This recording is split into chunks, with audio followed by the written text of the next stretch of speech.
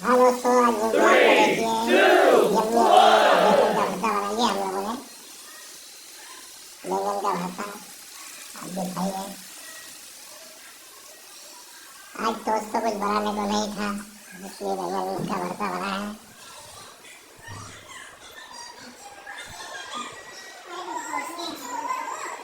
देख लो, दोनों साले बन रहे हैं।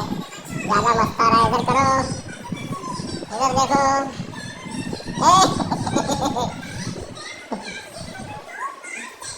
जेठालाल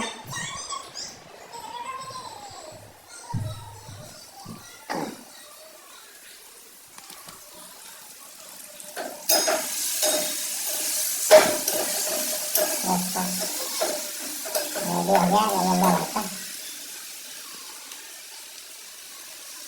अब हम खाएंगे बैंगन का भरता।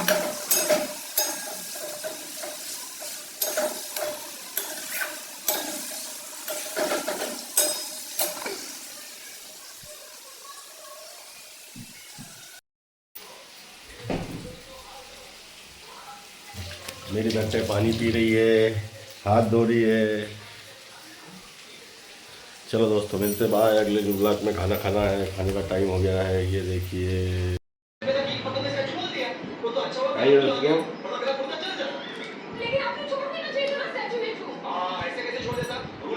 बस तुमने क्या बोला था?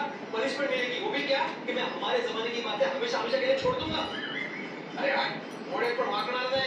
लेकिन आपकी केडी चिप्स